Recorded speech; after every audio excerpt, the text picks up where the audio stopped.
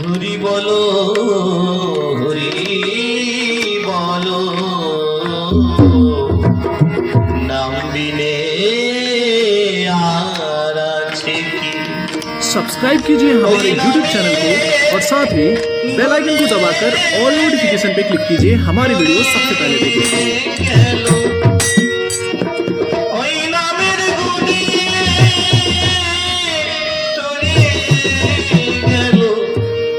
जग मधबद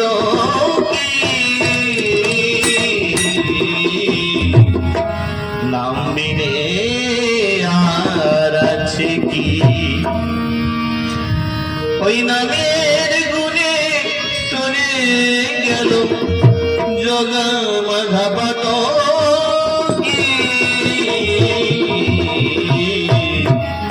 নাম বিনে আর আছে কি। ওই নামের গুণে জগাই মাথায় পাতকি আমার গৌরহরি জগাই মাধাইকে উদ্ধার করেছিল। ওই নামের গুণে জগাই মাধাই কত বড় পাতাল ছিল। তাহলে আমরা তার নাম করলে পারেন কেন আমাদের তার কৃপা হবে না? হরি বলো হরি বলো নাম বিনে আর আছে কি। হরি বলো হরি বলো নাম বিনে আর আছে কি। হরে কৃষ্ণ হরি বলে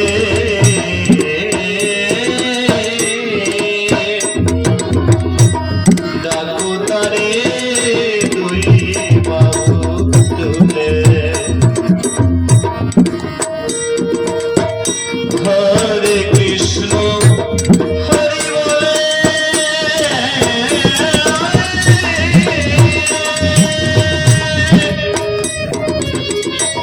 ডাকো তারে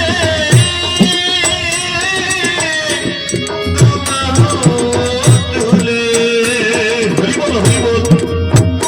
ও তুই দেখতে পাবি কমলে।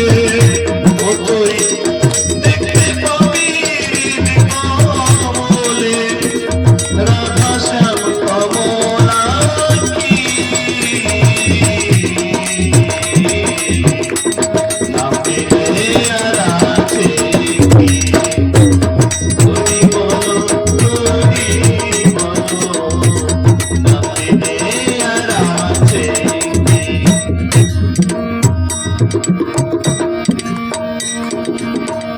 নামে অর্থ নামে মোক্ষ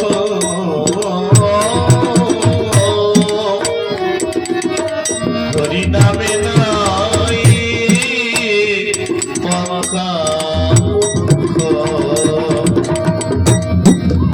নামে অর্থ নামে মোক্ষ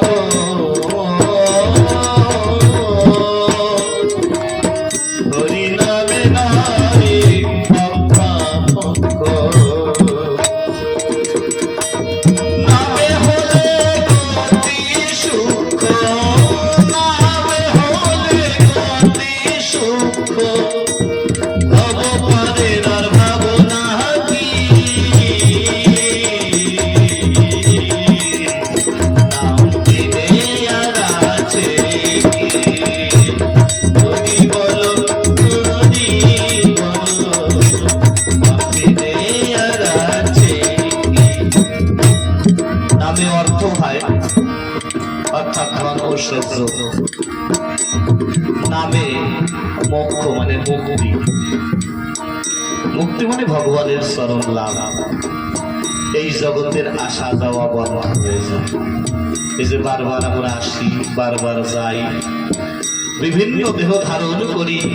এই আসা যাওয়ার যে যন্ত্রণা এই প্রত্যেক জন্মে এই জন্মে যেমন আমাদের একটা যন্ত্রণা ভোগ করতে করতে এই পর্যন্ত আসি আবার মরে যায়।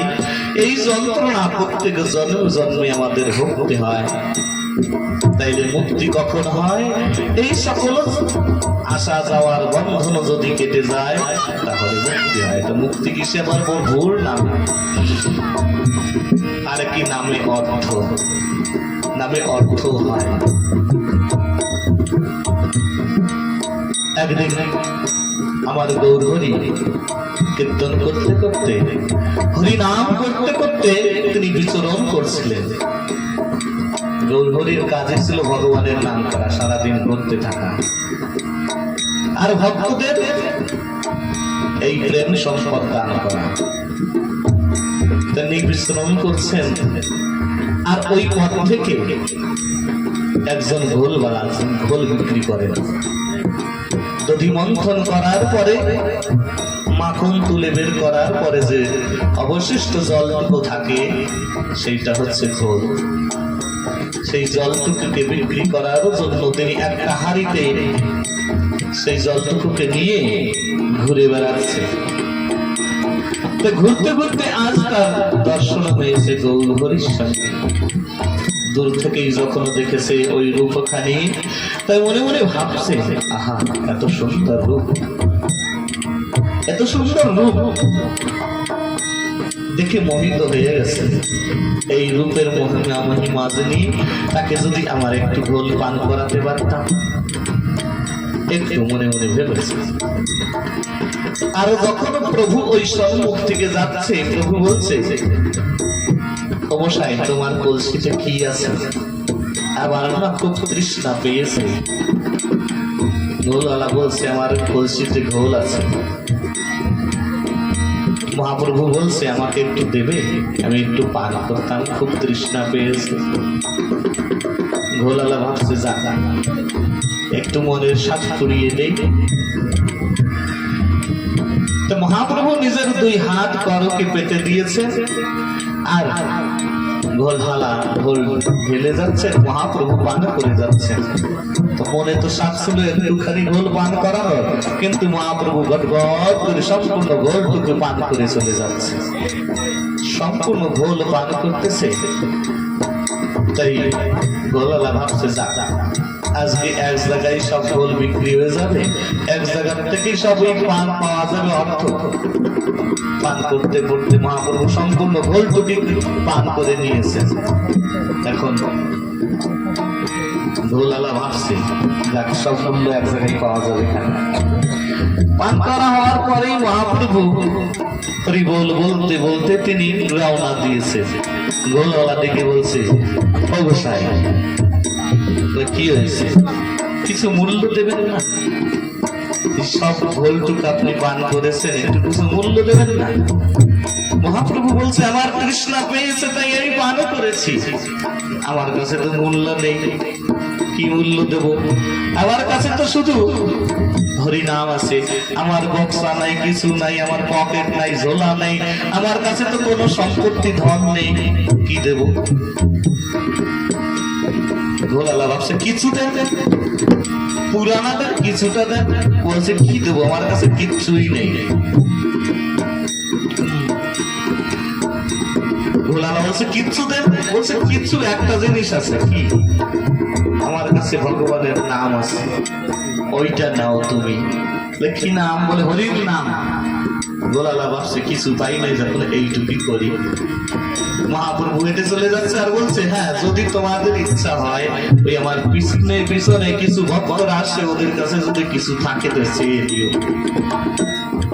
মহাপ্রভু চলে গেছে, আর ওই হরি বল বলছে ঘোলওয়ালা, হরি বল হরি বল,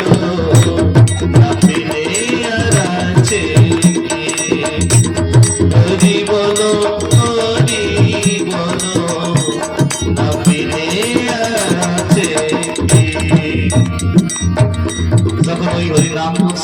তখন ওই পিছনের যে ভগপুর যে পারিষদ বর্গ ছিল তারা কাছে এসেছে, ডাক দিয়ে বলছে, ও গোসাইরা শোনো। বলে, কি হয়েছে?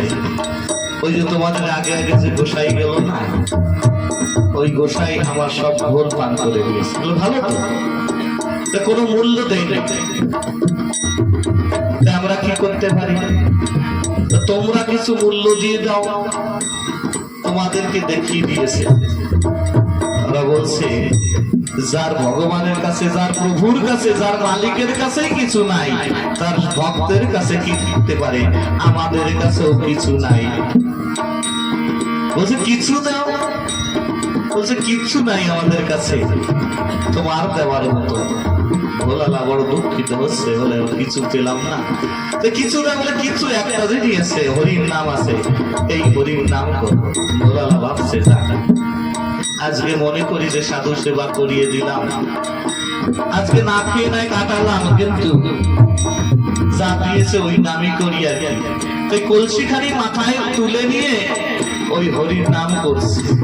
হরির নাম করতে করতে চলছে, হরি বলো হরি বলো নামে আর আছে কি, হরি বলো হরি বলো নামে আর আছে কি। যখন ওরকম চলছে, কিছু দূর যেতে যেতে কলসি খালি ভারী হয়ে গেছে, মানে কলসিটা ভারী হয়ে যাচ্ছে আস্তে আস্তে, খালি কলসি কিন্তু আস্তে আস্তে ভারী হয়ে যাচ্ছে। ভোলালা ভাবছে কি ব্যাপার, আমার কলসি তো খালি ওজন হয়ে যাচ্ছে কেন? যত পথ চলে তত ওজন বাড়ে। চলতে চলতে এমন একটা সময় এসেছে তখন আর চলতে পারছে না ওজনে। তখন ভাবছে এত ওজন হলো, হাড়িটাকে নামিয়ে দেখি। যখন হাড়িটাকে নামিয়েছে, নামিয়ে যখন ওই উপরের মুখটা খুলেছে, খুলে দেখে ওর ভিতরে হীরা মানিককে ভরে গেছে। যাই যাই নেতা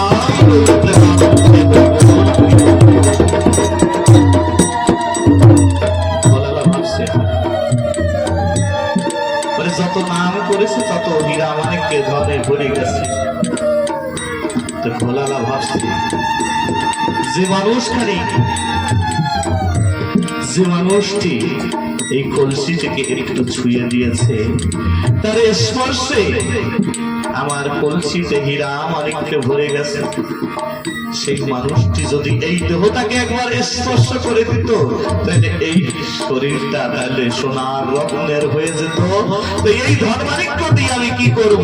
সকল কিছু ওইখানে ফেলে পিছনে পিছনে দৌড় দিয়েছে, মহাপ্রভুর পিছনে পিছনে দৌড়িয়ে গিয়ে মহাপ্রভুর চরণে লুটিয়ে পড়েছে। প্রভু, তোমাকে আমি চিনতে পারিনি, তোমার কাছে আমি ধন চেয়েছিলাম।